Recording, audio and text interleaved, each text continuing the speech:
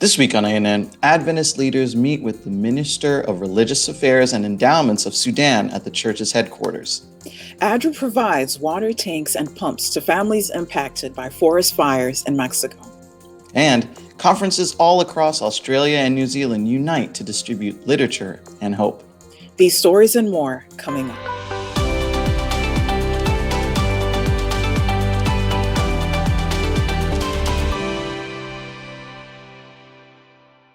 Thank you so much for joining us this week. First in the news, on Monday, May 24, President of the Seventh-day Adventist World Church, Ted N.C. Wilson, and several selected delegates from the General Conference of Seventh-day Adventists met with Minister of Religious Affairs and Endowments for the Republic of Sudan, Naserldeen Mofarih. Mofarih was joined by Amira Agarib, Deputy Chief of Mission at the Embassy for the Republic of Sudan, and Putrus Komi, Advisor for Christian Affairs to the Minister of Religious Affairs and Endowments. In addition to Wilson, GC representatives included individuals from the church's Health Ministries Department, GC Women's Ministries, Advent Healthcare System, and the Adventist Development and Relief Agency. Mofarih's visit stems from the country's desire to reintegrate into the international cooperation of nations. A key component of this process is a deliberate effort by the new Sudanese government to engage the world with proof of openness to multiculturalism and interreligious peaceful coexistence. Director for the Adventist Church's Public Affairs and Religious Liberty Department, Ganoun Diop, said, on a geo-socio-political scheme of international affairs and relations, the Republic of Sudan is at a junction in its long, rich, and complicated history. The country's leaders have a renewed desire to see their national economy flourish, and they're taking serious steps in committing to justice by reinstituting worship places and allowing religious freedom in their country. A nation rich in mineral resources, Sudan is also in real need of development in areas such as food security, healthcare, infrastructure, and overall economic stability. To this end, they are in conversations with international political and humanitarian organizations. This includes visiting religious leaders around the world, and it was within this context that Mofarih requested a meeting with Elder Wilson. After Diop offered the ambassador a brief tour of the building and gave him an introduction to the Adventist Church, they met with Wilson, who greeted them in the modest Arabic he remembered from his childhood in Egypt, and welcomed them to the Adventist Church headquarters. In his speech at the beginning of the luncheon, Diop expressed to Mofarih and his associates that some of the key values of the foundation of the Adventist Church are a passion to save lives and a commitment to health and healing. Diop continued by explaining ways in which the Adventist Church has served and continues to serve in solidarity with the world, including healthcare, education, humanitarian assistance, human rights, women's ministries, youth and children's ministries, and more. It was acknowledged that Adra has been operating in Sudan for 40 years. Wilson said after the meeting, the gift of the Holy Spirit is so evident in how God's church works all over the world, especially in very challenging places. We expect this to continue to be the case in Sudan and that it will only grow through God's great blessing. GC representatives felt the meeting was a success, noting that the ambassador and his entourage were very interested and engaged throughout the day's activities and expressed appreciation for anything the church could do to help their country, especially in the areas of health and well-being. Wilson added that church leaders have every intention of building on this initial foundation of a productive and mutually beneficial relationship and will work closely with local church leaders as they move forward.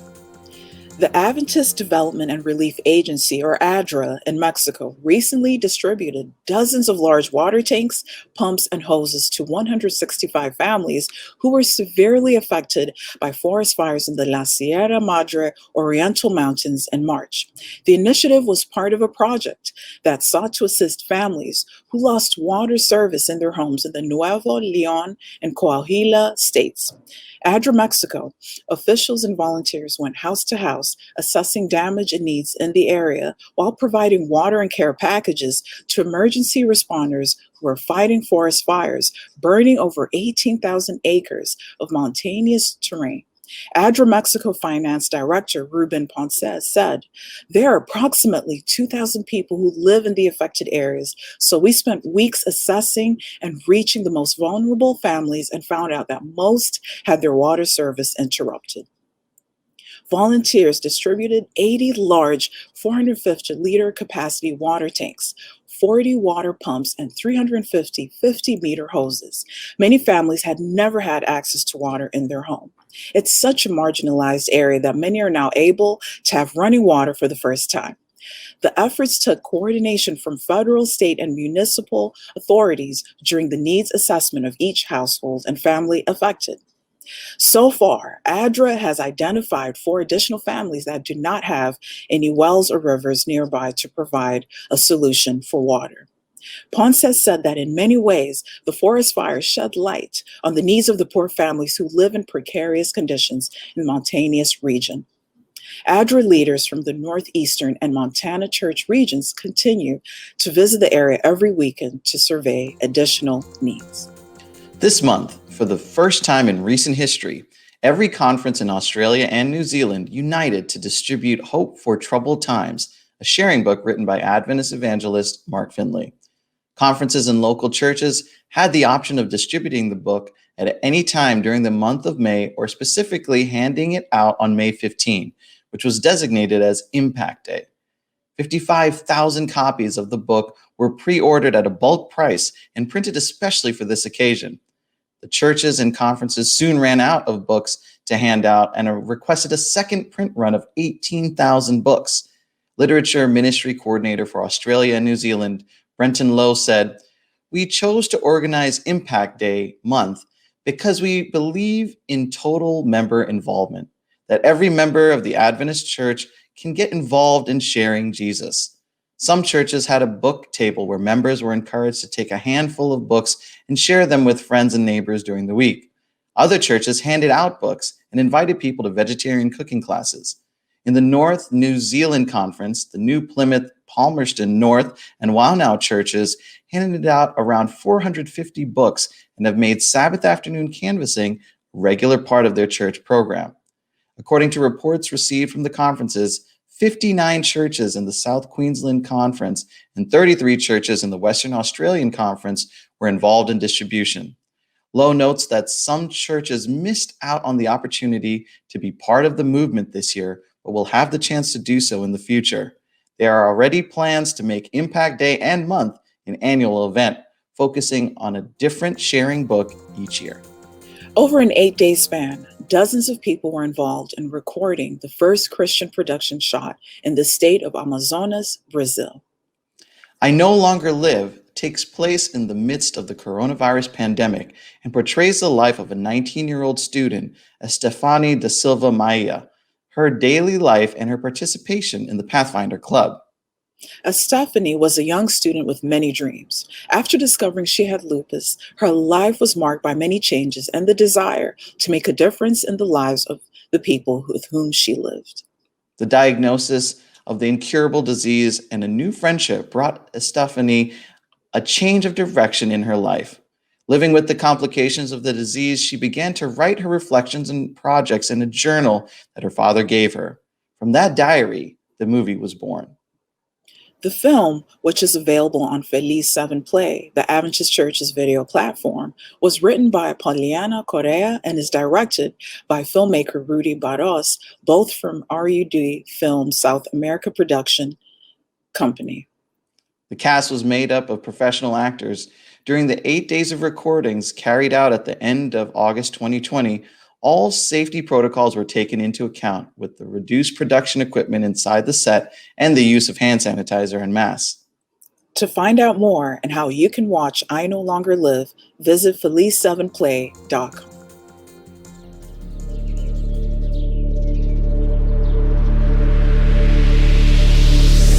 Buenos días. Hubo un tiempo en el que no sentía nada. Ni siquiera a Dios. ¡Atención, unidad Bellatrix! ¡Firmes!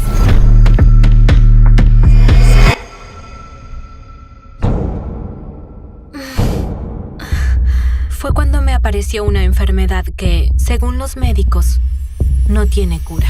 Tú tienes lupus.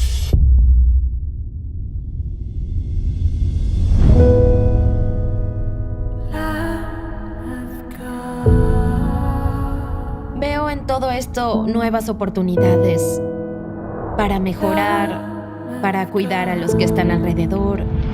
Mamá, ¿Dayan puede venir aquí? Mejor no, hija. Ustedes están en el grupo de riesgo. Quería estar en primera línea, ayudando. Pero ahora me quedé en la retaguardia.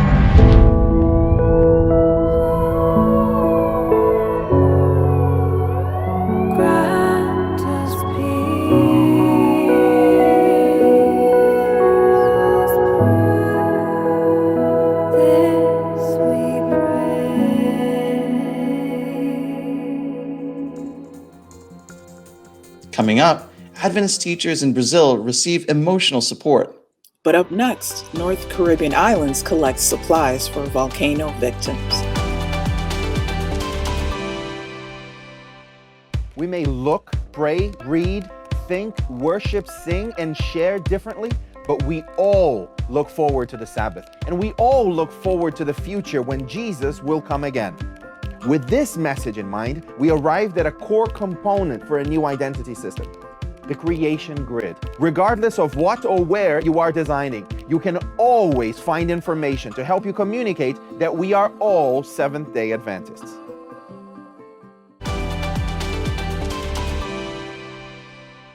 Welcome back. Seventh-day Adventists across 10 islands in the North Caribbean region recently joined forces to provide urgent assistance to the hundreds of people displaced by the eruptions of the La Soufriere volcano in St. Vincent and the Grenadines. The volcano, which had been dormant for more than 40 years, sent lava streaming down the mountain and engulfed the Southeast Caribbean's atmosphere with toxic ash last month.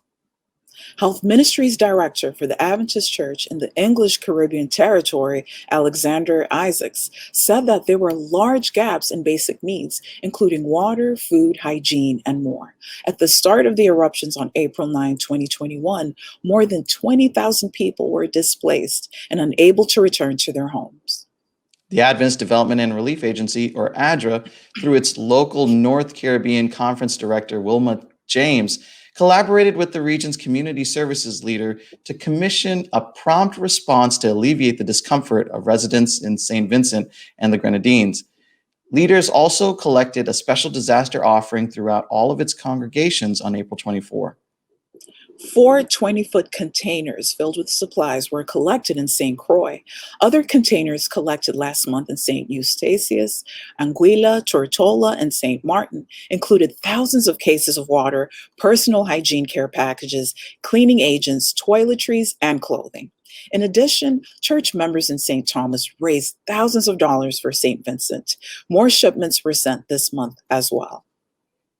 James said Adra emergency teams worked on the ground to mobilize members to support the need on the island of St. Vincent. He said, "We are grateful to God for the members coming together for this mission of mercy. We believe that several factors contributed to the response, including the structure set up by Adra over the years in the island territories, Adra depots established on every island to activate during emergencies, and the generosity of church members." Donated supplies went to people still at the 10 shelters overseen by the Adventist Church in St. Vincent and the Grenadines. Additional supplies were provided to the ongoing daily feeding program provided by the church in St. Vincent. Church members in the North Caribbean Conference will continue to raise funds to support the community in the aftermath of La Soufriere in the days and weeks ahead. It Is Written has announced a brand new children's evangelism resource, Buried Treasure. The comprehensive 21-day program is specially designed to minister to children during an evangelistic series, Vacation Bible School, Sabbath School, or similar event. Buried Treasure is produced by My Place with Jesus. It is Written's ministry for children. Based on the My Place with Jesus Bible guides, Buried Treasure features Bible studies, original scripture songs, crafts, games, and lessons. Each resource is designed to teach children the same Bible truths being shared with adults in an evangelistic series. Each program is customizable, runs for 90 minutes, and includes additional resources and suggestions for overtime. Buried Treasure is designed for ages 7 to 12 and includes preschool worksheets for younger children to complete during the main Bible study time. My Place with Jesus director, Melissa Bradshaw, says parents are likely not going to attend if there is nothing offered to their children. Buried Treasure is an opportunity for children to learn the same life-changing principles of the Bible the adults are learning in an interactive, exciting, and lasting way. And we know that churches are always looking for a good Bible-based vacation Bible school program, which Buried Treasure provides. Speaker and director of It Is Written, John Bradshaw, has also given a ringing endorsement saying, young people are evangelists, and it's imperative we give young people effective tools so they can learn and share their faith. Buried Treasure does that. Buried Treasure provides everything needed to conduct a fun, effective, Christ-centered program that will encourage children to make lifelong decisions for Jesus. You can find out more at itiswritten.com. Teachers at Colegio Adventista de Vitória in Espírito Santo, Brazil, are receiving emotional support as part of the Pedagogical Parades, a dedicated room within the school that offers educational guidance and emotional support for the staff. The center includes a living room with ambient lighting and aromatherapy to promote relaxation. A survey by the Project Study in December last year pointed out the emotional exhaustion educators were feeling. The data revealed that 80% were interacting less with peers, 60% said they were tired, and 67% were having difficulty planning for the future. Feeling that its team was part of this reality, the Colegio Adventista de Vitória administration surprised staff with the relaxation lounge. Teachers have already held meetings while helping themselves to tea, popcorn, footrests in water, and even massages. Also at the Colegio Adventista de Vitória, teachers and young people took time to give a very special thank you to nursing staff during the COVID-19 pandemic. The South American division sent this report. As letrinhas tortas, meio desengonçadas e ainda em formação já demonstram toda a firmeza de um agradecimento puro por quem salva vidas. Hoje é o Dia dos Enfermeiros e Dia Internacional da Enfermagem. E por isso uma turminha de 12 alunos resolveu fazer esses cartazes em homenagem a esses profissionais. Nós precisamos agradecer nesse dia especial a essas pessoas que doam as suas vidas, colocam a vida em risco para cuidar das outras pessoas, mesmo sem a conhecerem. Eles então fizeram todos esses cartazes que foram trazidos para esse hospital que fica na Serra. Gabriel, de 6 anos, é um dos alunos e veio agradecer pessoalmente. Antes de começar a aula, a gente faz uma oração, a gente conversa com as crianças para saber o que eles estão passando, se eles precisam de ajuda. Foi nesse momento que o Gabriel contou o que ele estava passando, que a mamãe dele precisava de cura. E foi nesse momento de oração que a gente orou. E eu não poderia deixar de passar essa data em branco sem também homenagear esses profissionais tão importantes. E o Gabriel tinha muitos motivos para agradecer. A mãe dele, a Juliana, ficou 9 dias internada em estado crítico por causa da Covid. Teve comprometimento de 75% dos pulmões, mas conseguiu se recuperar. E muito dessa superação é graças ao cuidado dos enfermeiros. Eles deram amor, entendeu? Porque a gente fica muito frágil. A pessoa não conseguia pegar um copo de água, não conseguia levantar, não conseguia ir ao banheiro. E eles estão ali do nosso lado, me trataram como uma rainha. Eu só tenho a agradecer. Sem eles, eu não sei se eu estaria aqui. Porque é tudo muito difícil, você ficar sem respirar, né? E então, a profissão de enfermagem é muito importante. E essas homenagens, elas significam muito, principalmente neste momento da pandemia, já com mais de 1 ano da doença circulando aqui pelo Espírito Santo. Já são mais de 29 mil profissionais de saúde contaminados pela Covid-19 e 94 já perderam a vida. Quem sabe bem de toda essa dificuldade é a Marineide, que já perdeu colegas de trabalho para o coronavírus. Foi ela uma das enfermeiras que cuidou da Juliana. Eu agradeço por eu estar aqui representando uma classe que tão sofrida, mas ao mesmo tempo tão importante. Eu só tenho que agradecer esse dia lindo e representando a cada um. Eu sei que é uma grande responsabilidade representar cada um, Mas hoje eu estou aqui e eu agradeço por cada profissional que está atuando, que já atuou, e eu só tenho que agradecer. A Marineide é que vai transmitir a homenagem e os cartazes para os colegas. Heróis de uma linha de frente que muitas vezes passam despercebidos, mas a quem todos nós devemos um muito obrigado. Profissionais que salvam vidas, sejam nos hospitais ou na luta pela ciência e pela informação. Coming up, David Trim is here for This Week in Adventist History. But up next, Adventist Mission shares scripture and song.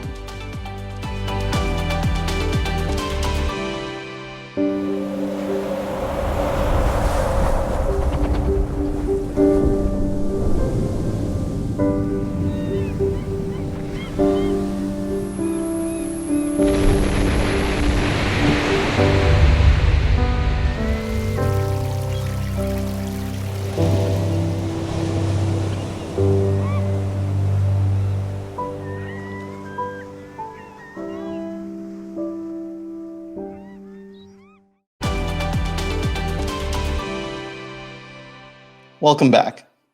This week, Adventist Mission shares a scripture song from 2 Corinthians verses 9 and 10. The song is from Adventist musical group I Eat from their album Purify. Adventist Mission has more. And he said unto me, my grace is sufficient for thee, for my strength is made perfect in weakness. Most gladly, therefore, will I rather glory in my infirmities, that the power of Christ may rest upon me. And he said, my grace is sufficient for thee, for my strength is made perfect in weakness. My grace is sufficient for thee, for my strength is made perfect in weakness.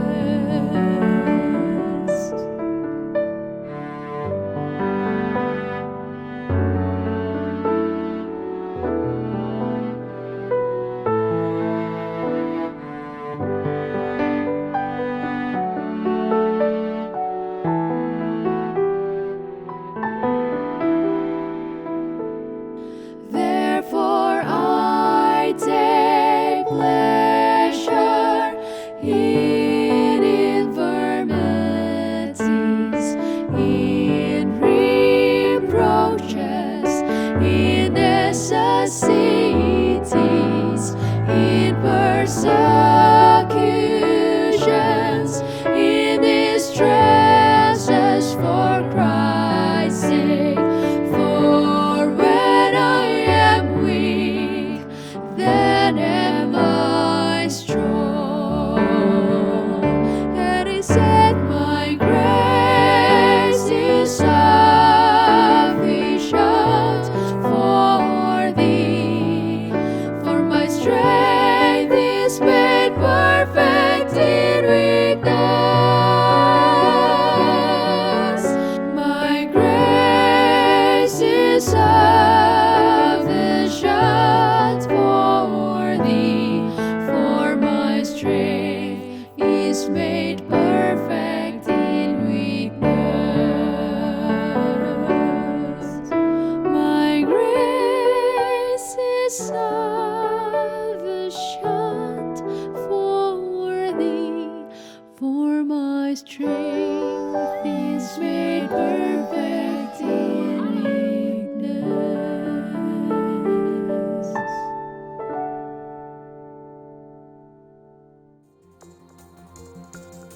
Watch this and other mission stories online by visiting AdventistMission.org, then click on videos at the top. And finally, for today's episode, let's turn to David Trim for a look at Adventist history. This week, we tell the story of Laura Hyde, who spent much of her life as a missionary in West Africa.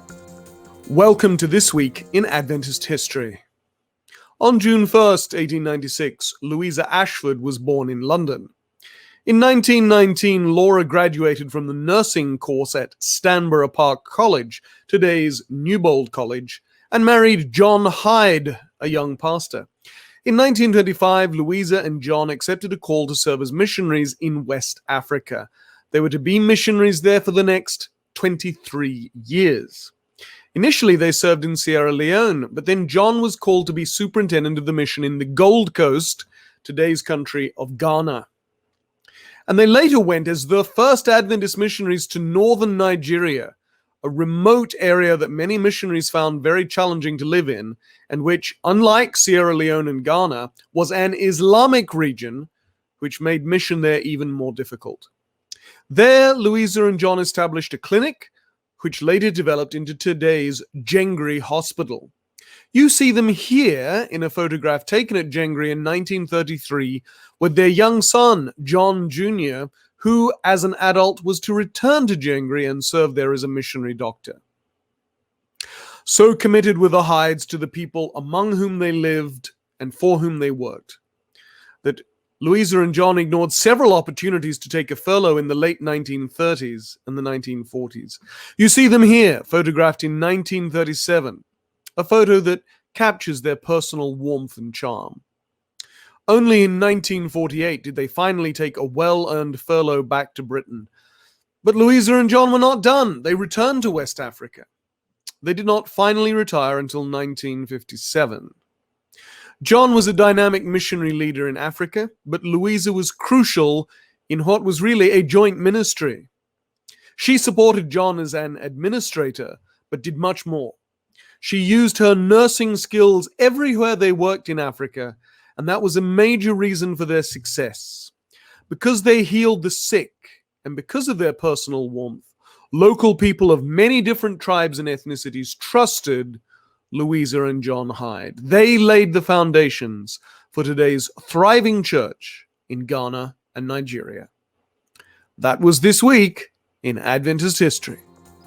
Thanks for watching ANN. Join us next week for more news from the headquarters of the Seventh-day Adventist Church. Did you know the Adventist Church has a YouTube channel where you can watch ANN Video, ANN In Depth, and plenty of other amazing videos on prophecy, health, and Bible study? Just go to YouTube and search for the Adventist Church. Click the subscribe button to make sure you're caught up each week. And remember, leave a comment or a prayer request. We have people praying for you 24 hours a day, 7 days a week. Before we say goodbye, here's some good news from the book of Proverbs chapter 4, verses 23 through 25. The passage says, "Above all else, guard your heart, for everything you do flows from it. Keep your mouth free of perversity. Keep corrupt talk far from your lips. Let your eyes look straight ahead. Fix your gaze directly before you."